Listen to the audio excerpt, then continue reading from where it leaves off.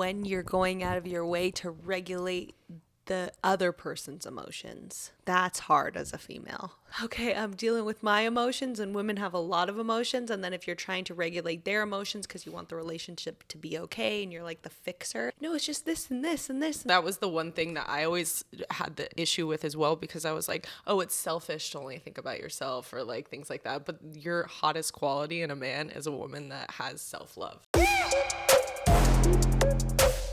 Things you have to think about in your 30s when dating that you didn't used to have to think about when you were in your 20s. Let's dive into it. The stress of life. It's so much fun dating in your 30s. Let's As just a woman? begin. I love it. I had to do ayahuasca to release that shit. Like, there's so much pressure that you never had. It's so funny because everyone talks about like, oh, once you hit your 30s, like it's different. Oh, it is different. Mm-hmm. It's weird because I never like thought about a lot of things I think about now before. It's wild. Well, you worry about more too the older you get, which is so fun. So it just adds to it. I worry way more. And then also like there really is that pressure of time that you didn't have before. You can date someone before and just like see how it goes. Now you're like, are you the one? Let me figure it out. Let me ask you these 20 questions that I heard that gets to the root if you're the one. I know it's only the second You're like, date. why are guys scared of me? I know it's only the second date. I need to figure it out ASAP. Like I was told that by the therapist I've been going to. She's like, calm down. Because I'm like constantly trying to find out like if this person's the one. I need to find out now. I'm overthinking it. I'm watching everything. Like you really do. You analyze the fuck out of them because you're like, where can you hurt me in the future? I need to know so I can get rid of you quickly and find someone new. Yes. Or like, what would you be like to raise kids with? Like, I can't have a normal, can I have fights with you? What can I go through life with you? There's a lot of things that come with that. Like that's, if you really think about that, the questions you have to ask yourself are such huge questions that there's barely anyone you can do that with. If you really think about it. There's like some very important categories for sure that like once you like nail down those. What are they? Definitely like how you guys communicate is just the most important, of course. Like a man that is emotionally regulated is huge because then he can like calm you, because women are just more like emotional with like even just our hormones in general. Like last week when I was on my period, I was depressed to the point of where I was like, I don't see what the point of life is. Like, and I was like, but then literally the next day I was like full of life and so excited about my journey and everything I'm going through. And I was like, you should have seen me yesterday. I was a different human. So if a man is talking to you at that time, he needs to know how to like not take your emotions personally. I feel like is huge. Oh my gosh. That Wow. would be ideal, like knowing like, okay, let me just like let her vent to me and not take any of this personally, and just she'll feel safer that she just released everything she needed to say. And then when she says everything, she might even after be like, okay, I know I was being dramatic, but this is really what was like hurting me and whatever. And it might be something just so little, but our emotions are intense for us. Exactly. It's also wild because like we really, when we're gonna be starting our periods, like our hormones are like out of the roof, and like sometimes you don't know that it's like you're being Oh yeah, like I forget. hormonal. I don't know when I'm doing each it. time is different for me. Like sometimes I'm really depressed, or sometimes I'm just really like tired, and then like just unmotivated, and then I'm down on myself, like you're not working hard enough and stuff, and I have to remind myself, no, your period is here, like it's coming next week, because it's always the week before for me. Yeah, same. It's And, always yeah. the week before that I'm like different. And your period just intensifies anything that you were trying to ignore. So Yes. if you're worried about something and you're like, oh, just push it down, your period will be like, no, this is what you're worried about, deal with it. That's so true. It's so annoying. That's probably why we have periods. Well, they do say Yeah, that when women like, are powerful. spiritually, it's to release and shed. What was it Yeah. again? We talked about this. It was a Yeah, viral what you're clip. releasing what you need to release. So like for me, even I was freaking out about having kids, and I was putting so much pressure, and I was like, I don't want to do like have to do like the what is it? The Freezing your eggs. Freezing your eggs. I was like, I don't want to have to do that, and I want to just make sure I can do things naturally or whatever. That's just like my path and what I wanted to do. So I was like freaking out to the point of where I was like, one period I was making it made it so intense to the point of where I was like crying on the way to my friend's baby shower. And I was like, Tosh, be dramatic. But then once I cried, I released a lot of that fear and shit that I was putting on myself. Because I think also when you're crying, you're releasing that. So then you can actually feel better about it. And because I stop myself from crying sometimes because like throughout the month, I'm like, whatever, I'm tough, I'm fine. But then my period almost forced me to like deal with things. Like, cry it out. You'll feel a lot better afterwards. Like, that's our superpower. You know what's interesting that I've been playing with a lot is like in my head, and I feel like there's a lot of people that can relate with this, and like females particularly that are listening, is like when you're going out of your way to regulate the other person's emotions. Mm-hmm. That's hard as a female. Well, yeah, you shouldn't. Because you're like, okay, I'm dealing with my emotions, and women have a lot of emotions. And then if you're trying to regulate their emotions because you want the relationship to be okay, and you're like the fixer, like I'm a fixer. So I'm like, no, it's just this and this and this. And then I'm like, okay, well now I'm being too much in the fixer and I'm not paying attention myself. And then that means I'm like, and I've done deeper things. I'm abandoning myself, self-abandonment, because now I'm not paying attention to, okay, Tara, you're getting anxious. You're not feeling safe in your body. You're thinking about someone else over yourself. Like, how do I feel? And like, so that's a very interesting thing, is like also being okay to look at the dynamic in your relationship and figure out. See, like, am I trying to fix them to make me feel better instead of just making myself feel better? Like, that's like a huge one. Women, that was the one thing that I always had the issue with as well, because I was like, oh, it's selfish to only think about yourself, or like things like that. But your hottest quality in a man is a woman that has self-love, takes care of herself emotionally, physically, everything. Like, that's attractive if you're putting yourself first. Exactly. They want you to value yourself. It's so weird because in our minds we think, well, that if we don't care, then we're going to lose them. Like, we don't try to fix everything, we're going to lose them. But really just taking care of yourself and focusing on your own needs as a woman is very powerful. And then obviously, if you really think about it, if they leave and you're being your authentic self, then that's not the person for you. Yeah. But it's hard to like keep yourself in like, that. Energy wise, you're caring about them and then you're pushing them away. Like, you're like, you caring too much and trying to change them, fix them, help them. They're going this way. But if you care more about yourself, then they're chasing you. And that's the healthy dynamic with a guy and female. You want them to be pursuing you because they need to see you as the prize. They'll only change if they think you're the prize. They're going to, if you're allowing them to be shitty, they're going to just keep continuing to be shitty because she keeps on reaching out. She keeps trying to work on the relationship. Like, whatever I'm doing is working. I don't need to try that hard. It's so fucked up. Yeah. But I was learning the opposite for men, which was so fascinating. What was the opposite for men? Because men, their natural gift is pursuing, making plans, making a girl feel safe, all that stuff. Theirs is action. So a man should take that away when a woman is being like shitty, when a woman's like not really like replying, or like doesn't really try to make plans, or keeps flaking on plans and things like that. The hottest thing a man could do is stop pursuing. Like, that is more attractive. And know he's high value, be like, give her like some type of high value answer of like, no, okay, how about I get back to you when you have more time to talk, or whatever, if she's giving you one word answers, things like that. But like, the hottest thing a man does is takes that away, because if he keeps on trying to make dinner plans with you, or keeps trying to do things when you're like barely texting him, you're like, this guy's so annoying. It's like not hot. But the reverse is like attractive. Yes. What's really interesting that I've been like going into, because me and Tasha love to heal ourselves and figure out where our wounds are coming from. What's wrong with me? What is wrong with me? Everything. And that's why we have this podcast. It's our therapy. A really interesting, and I'm very transparent, thankfully, on this podcast. I really say it all. But like, one of the dynamics that I've been in, and I'm really trying to figure it out, like if it's healthy and stuff, is, and just trying to get to a place where it can be healthy, is something I realized is when I was growing up, our dad was really strict.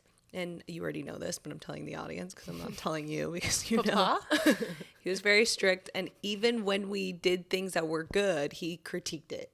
And then obviously, of course, when we did things that weren't good, he really critiqued it. And we felt like we felt like never good enough, never, always had to fight for approval, love, whatever, to make him feel satisfied with us being what he envisioned us to be, what a good girl looks like.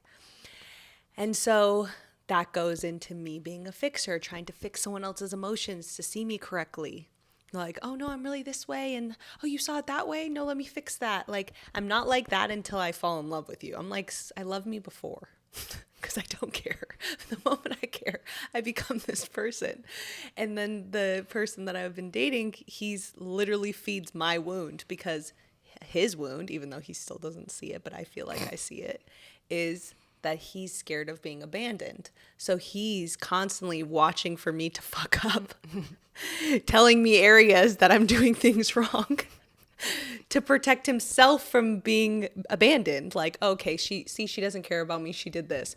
So he's critiquing me, but that's what my dad did. Yeah. So now I'm in this They say you wound. mirror your parents in the craziest way. So I'm in this wound of like trying to be good enough, My good and he girl keeps now? critiquing me, giving me anxiety.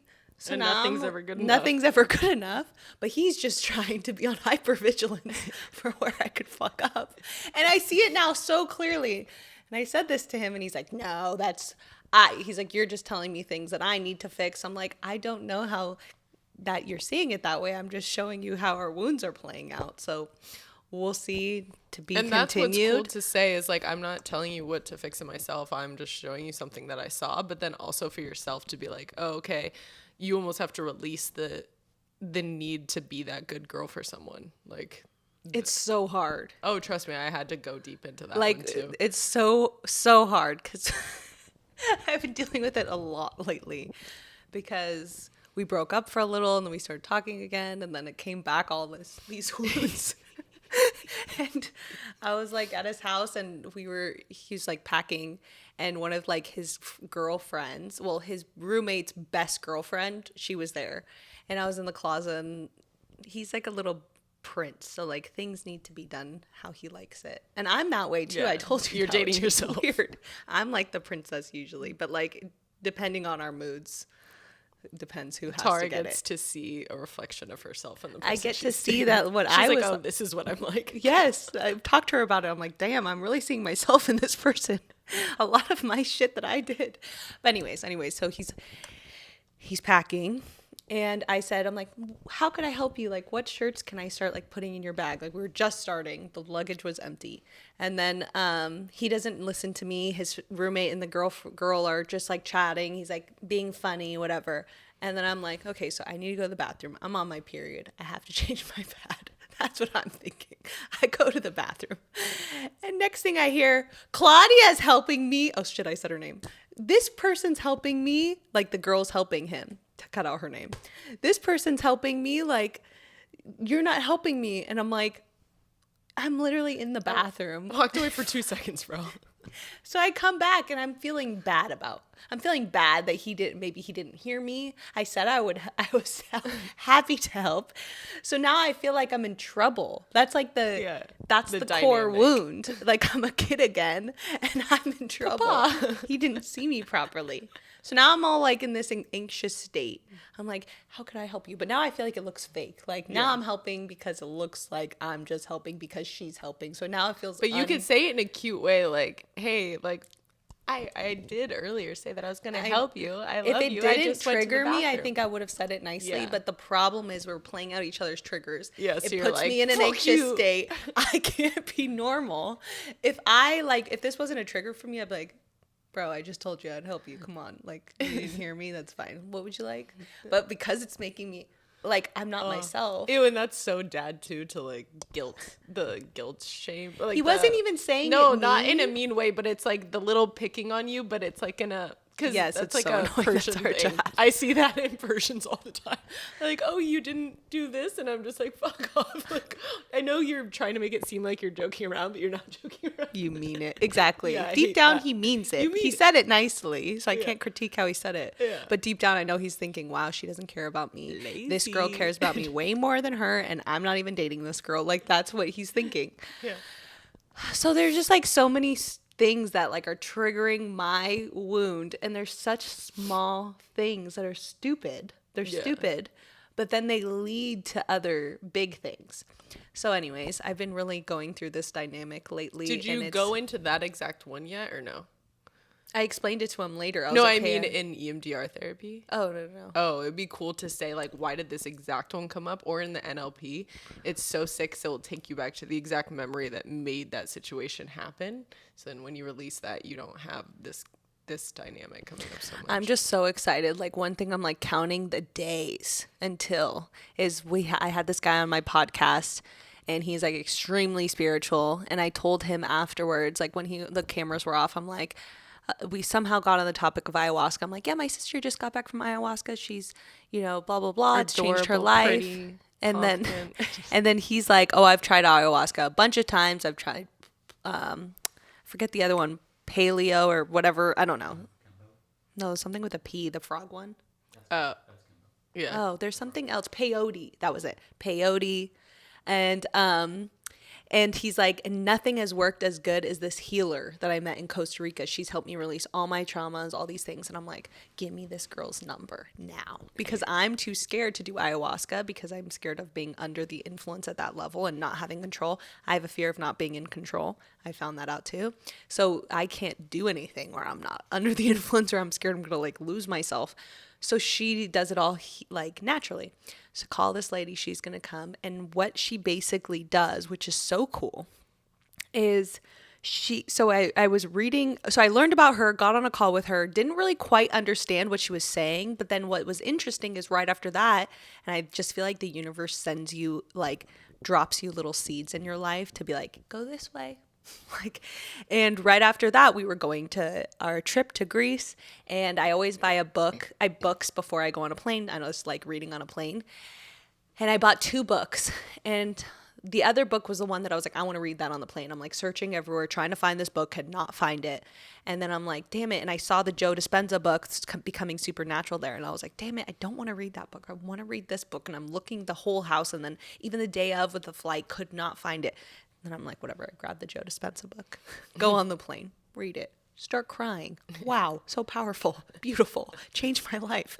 And then one of the chapters explained exactly what she was telling me that she does. And then I'm like, damn, this is crazy. So basically, what she does is we have our cerebral cortex, which is running through our nervous system, and it's like the electricity that lights up our entire nervous system and makes things work. So like when I want to move my arm, it's like the electricity to move my arm, and like powers your whole entire body, actions, thoughts, whatever.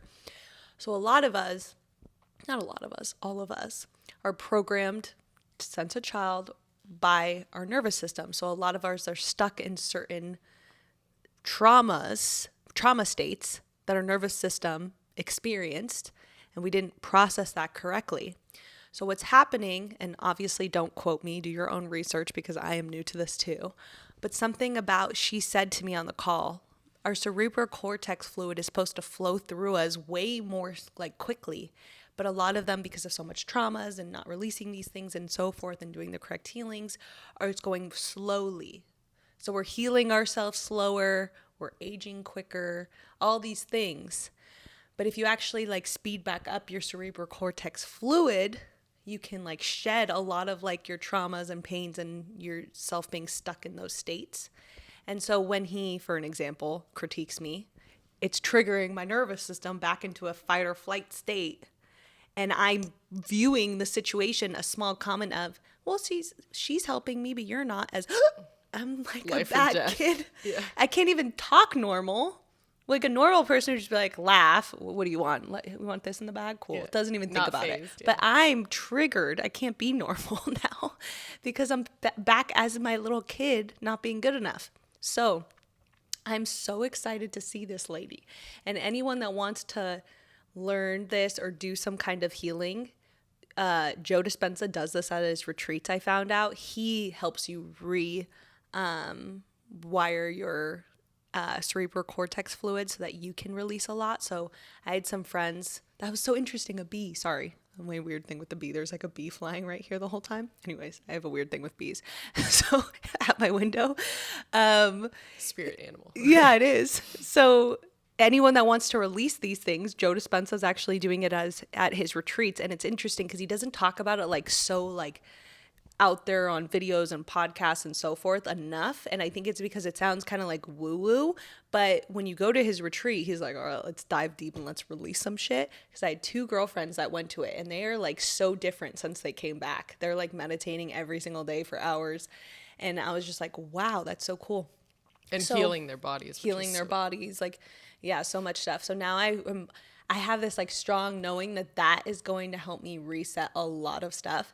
And what's interesting is like, once you release that stuff, you might not even be attracted to that type of relationship anymore. Or it could make you know how to be balanced in that type of relationship. You never know what you're going to get. But like the best thing is about doing these types of things is like, you see things more clearly. You're not getting pulled to things based off your childhood wounds. You're not reacting based off your childhood wounds. You're like seeing things for what they are, and you can more so establish like, is this relationship healthy, or is this dynamic healthy, or is it not, and so forth, right? And I've seen where too, like the more I heal certain things in even my relationship, I was always thinking like, oh, I need to help him fix those things. He needs to work on that. I need to work on this.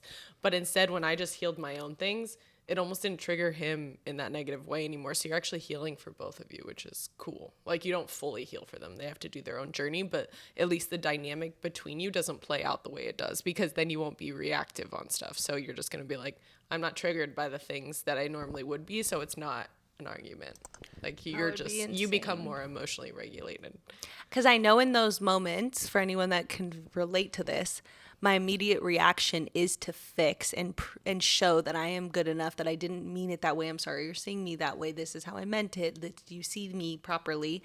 Because if I don't get someone to see me properly, then I'm scared of being emotionally abandoned. But then he's seeing that as like, why is she like defending herself so much? And then it's not feeling real or authentic. Yeah, so the better thing to do when he's seeing me incorrectly is just be like, all right.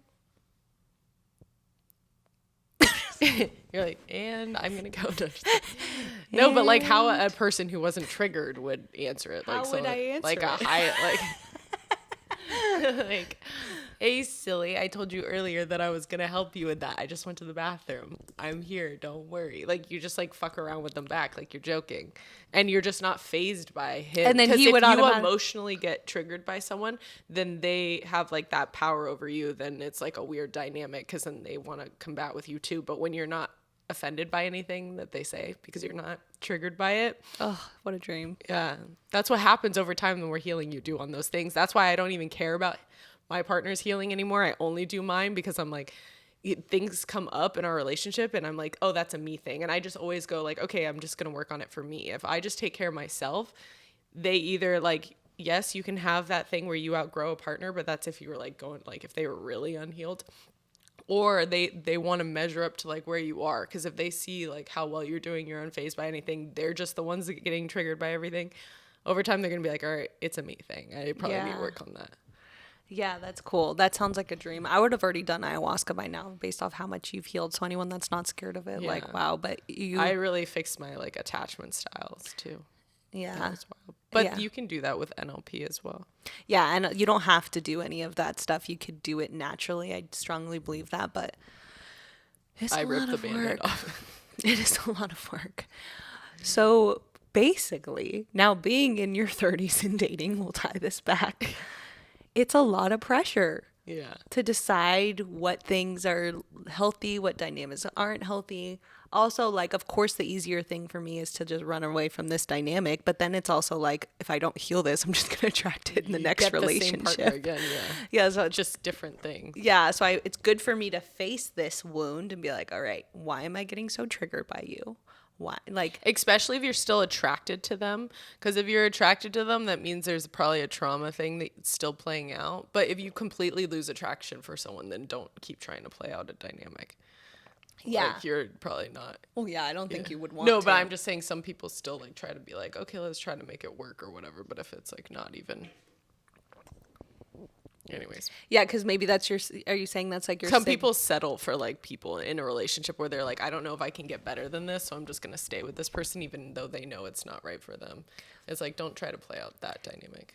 Because you're basically saying that that your attraction level to someone, that if you keep getting pulled to them, it's because it's your soul knowing there's something here that needs to be Yeah, it could be like a trauma bonding where it's like you're attracted to them in an unhealthy way, like they're triggering something unhealthy that's sparking like this huge attraction. Or you could just be like the normal attraction is more like it ebbs and flows. Like you're into them and then sometimes they do really cute things and then you just have like a love for them, but it's not like those really high ones, that's probably like a trauma bond. Yeah. You're like, oh, okay. They're like peaking that. That's a little different. There's like That's the theory I'm trying to play is like, okay, can those relationships turn into a healthy relationship? if each partner where is each working partner on it. is working on something to heal the relationship. The best thing can do is just heal yourself. I know. It's like how they say with the oxygen mask, they're like, put on your own before helping someone else because you can't take care of someone else if you don't take care of yourself. So it's just like, no, work on yourself. It's not even fun helping them. No, and it's enjoy draining. it. My life is so much better once I stop taking care of a man. Like, you are actually just becoming more and more unattracted to them. Like, they're not into you because you're acting like their mom. So it's like the worst thing you could do. I have so much more energy. Like, so the old Tosh, like, used to be like worried about my relationship all day long to like a weird, like obsessive, because I already am a dating coach too. So I'm even more like psycho where I would analyze, oh, what did he say? Oh, he answered that funny. Oh, let me play out this. Play out our futures together. Now let me see what like my path. I just like go way too, and I'm thinking about every little scenario. And if he says this, I'm going to say this. And ooh, I need to make sure I say this. I'm going to write this down. And I'd be writing out like essays of notes. I'm going to make sure are like done. And I was like, dude, exhausting. all day long and playing out scenario, like talking to your friends. Like, I know you get advice from other people. Yeah. I'm more in my head, but it's just like such a waste. I have so much more energy to focus on things that I actually care about now since I stopped putting my energy into them and put it back into myself. And he likes me more and is treating me the way that I want to be treated way more because I'm the prize now. It's wild. I was like night and day because he was starting to become the prize for a little bit when I was like mothering him. And he's just like, damn, this bitch is obsessed with me. She really cares. Yeah, I know, it's so crazy. Like, you cannot play out that dynamic in a relationship between a man and a woman. Like, you have to focus on yourself. Obviously, that's going to trigger some guys that are listening, but yeah. But it's more so just like, you're they not don't- even going to like me if I'm You fully... won't love me. Because it's Trust me. natural for a man to chase and a woman to attract. That is Yeah. our like core Because they're the masculine and hunters. feminine They're- energy. Yeah, like they like to feel like they're like gaining a prize, they're achieving, and a woman likes to feel like attracting, I'm receiving, like, Because that's if you think about it for like a man, it's like, you won't want a woman that's like putting you before every single thing in her life. Like, she doesn't even hang out with her friends anymore. She doesn't have a life besides you. She's like needing all your attention and validation. She doesn't have like anything that makes her happy throughout the day. Like, you don't or want a like woman it turns into the mothering one where Yeah. you're trying to she's constantly telling you, oh, you didn't eat today, or why did you do that, oh, did you see how you did that, well, maybe you should do this. Like, you've seen those Or relationships tries to help you with your because she's career. obsessive with thinking about you all the time, and so now you feel like suffocated in the relationship. So guys don't And want that. not So even though like it masculine. sounds triggering, you like don't want that relationship, but that's what it leads to if we don't 'Cause heal I've seen ourselves those and focus on relationships. ourselves and get back into the receiver mode and the feminine energy, which is like the most balanced place you could be for a healthy relationship, is when you're in that and he's in this, and then it's like you guys are both like having this dance of ooh, ooh, ooh. Yeah. It's the hottest. Like, my favorite relationship is our aunt and uncle in England. Oh my gosh, we talk Like, about this all the time. she has Dream. so much respect for him. They have the mutual respect going on where, like, because she, like, praises him. She's like, oh, he made me tea. He brought me breakfast in bed. And, like, is praising him in front of other people. Like, just saying cute things about him always. Never putting him down. I don't think I've I don't think I know. I have never heard her say one thing about, Negative about our him. uncle. Not at all. She's Not always... even a little, not even a centimeter of a diss. Like, Like, you not, did that she wrong. speaks Nothing. so highly of him. Everything he does lets him do his thing. And then he treats her like a fucking queen. Like, just she was talking about how, like, with her friends, like, she was like, I wasn't trying to brag, but he makes her breakfast every morning and, like, brings her flowers and, like, all this stuff. And she's just like, oh, that's just normal. Like, I don't leave my bed until my husband brings me a cup of tea. Like, I'm used to that. But it's because of their dynamic. He wants to pursue her. He wants to treat her that well because she's being in her queen energy. She's not, like... so needy for him Exactly. outside of me herself. and Tasha, anytime we're with them, we're like, dream. I want this relationship. It's so healthy. So Damn cute. it. It's the most, I can't think of a healthier relationship I've ever seen in my I'm life. happy that I got to see one. Yeah, that's what we said. We were in the car with them one day and we were looking at each other like, damn. Like we were driving on the, this is in England because our family's all in England, so they're British. But she's like, they're like driving on the freeway and he missed the exit and he's like, oh shoot, I missed the exit. And it's like, everyone's tired. We're trying to get home and it's dark outside. And she's like, it's okay, honey. You're going to get the next one. And like, they're just like so calm with each other. We're like, Jesus. So like adorable. they're Like so- not even a snap. Like not even a hint of a snap. No. Like there's just, they never, No. they're it's so good cute. together. Damn. Emotionally regular. But what's a- cool is they didn't do crazy years of therapy. Like they just like some people that's why it just shows you like there is that it factor where when someone knows their role in the relationship, it can work out. Like and if you're emotionally regulated, because you can tell they do not get like heated or like they're very like calm. I just have never seen that again. So I just like, how rare is it? Yeah. Jesus. You must have been loved as a child. Like, yeah, you clearly were raised right. Yeah. Yeah. It's interesting how him out of all the brothers, And he's the oldest. yeah, he's the oldest Yeah. out of my dad's brothers. And yeah, Because usually the oldest is the most fucked up because we're the like training kid. So he did great. he did great. And she's amazing. So cute. She's such a sweet, loving soul. And so, yeah, I just think it's like the perfect dynamic. Wow. It really throws me off.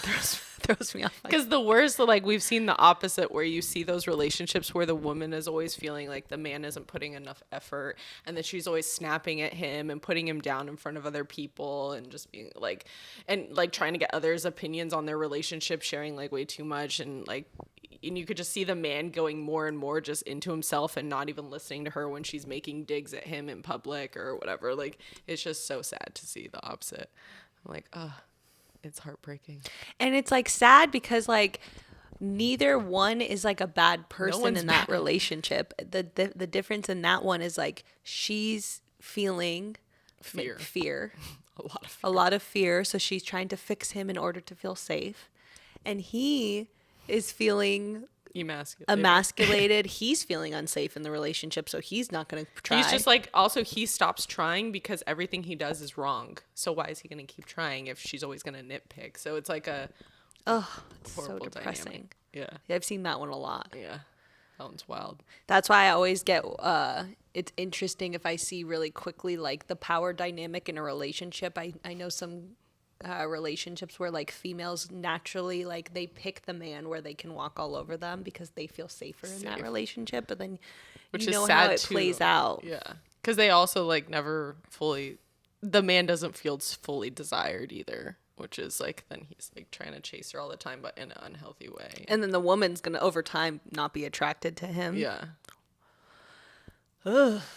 So, Anyways, it's a lot of different. so healing is great. Yeah, like our whole like That was my favorite thing because even with EMDR therapy, when I started healing my dad wounds, a lot of that is the dad wounds, then I attracted, because before that, the men that I attracted were always because of our childhood wound when we were little. When she was born, I had 3 years before her. So I was with my parents getting all the love. And then she was born. And then she had health issues where she was crying a lot. And they didn't know what was wrong with her. But they were giving her full attention because she like needed it. She was always crying out for like love and help.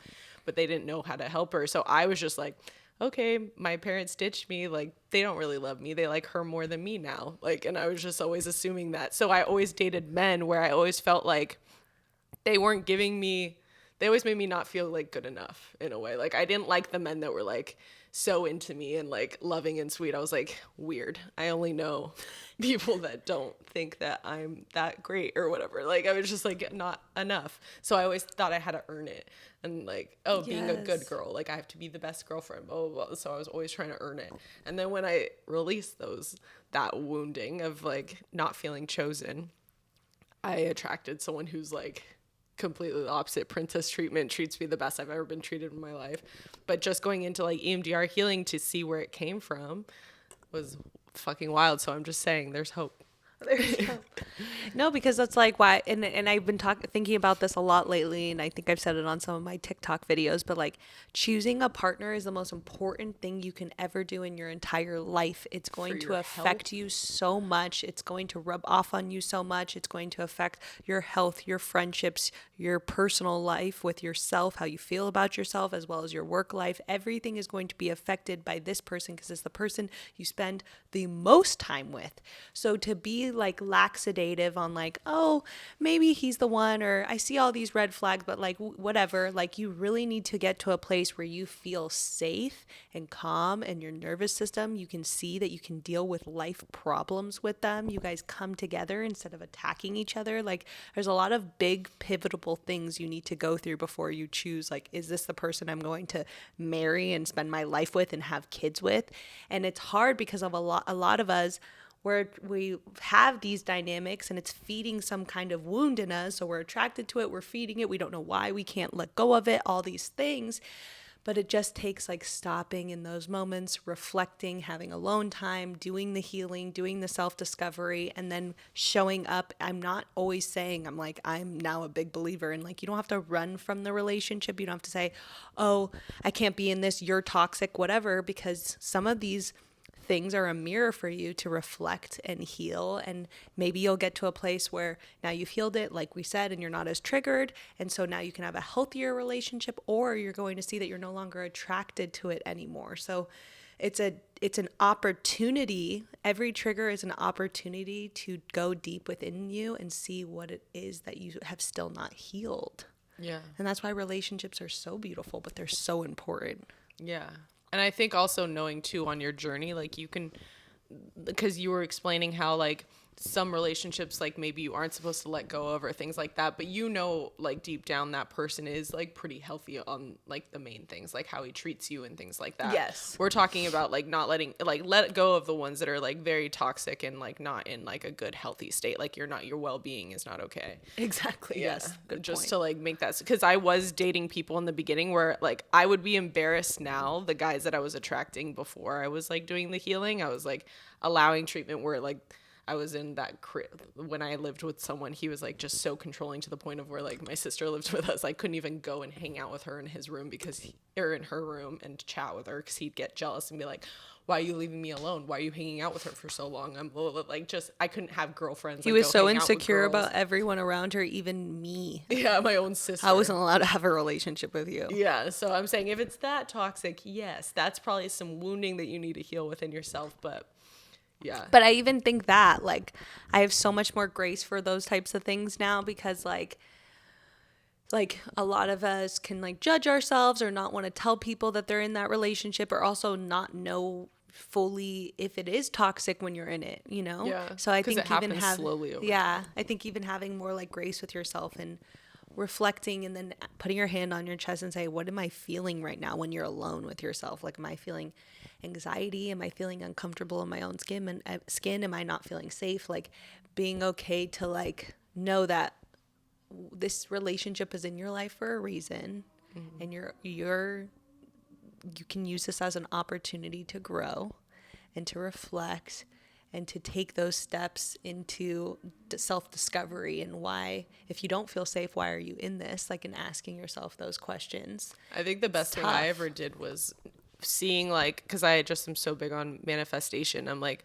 okay, whatever I'm attracting, just see it as like a video game almost, like, oh, okay, this person is being hurtful to me, why did I attract this? And almost like just seeing it as like, okay, that's something maybe I need to heal within myself. Like, just see them as a mirror, like the world is reflecting things to you, and if you ignore them, they get worse. But if you actually do the work to try to heal it, to like stop those situations from happening, then it's like you're going the right direction. Because the best thing I learned from that toxic relationship was boundaries. I had no boundaries. I was just like a people pleaser. And then he Yes. showed me how to like fucking stand up for myself. So it was like the best thing that ever happened to me. But could I have gotten out of that situation a little sooner? That would have been great. Yeah, exactly. Like, every relationship is like a tool for your growth in life. And sometimes some of us just play out that lesson way too long. Yeah.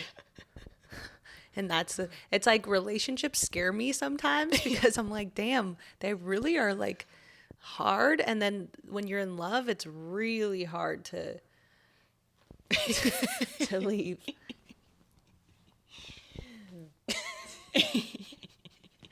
He's so cute, and this is the true love of my life. So Really, though. I'm really okay. When In your choosing a 30s, partner. the biggest thing that I ever focused on was societal pressures, like even like having kids at a certain time. Like when I went through like even that fear of thinking I need to have kids at a certain time and then putting pressure on my partner and like wanting to rush hurry up and get married, and I'm like, but I don't even want to. So it was like annoying. I'm going to put that pressure onto him and I don't even know if I want to marry him yet, like right now or what. I was like, why am I forcing it? Like, of course he's not into it. So when I went into those, like you can go with EMDR healing and things like that and release, because a lot of it is programming from like movies, TV shows, like your upbringing, people around you. When you release all that programming, that's like fucking huge. Like whenever, especially being in your 30s, like like I hate the stuff of like, oh, like you're aging quickly, so you're not going to be as attractive. I was like, I'm my most attractive in my 30s. Like I went up. The more healing I did, I like got prettier, which was nice. So I was like, there's benefits.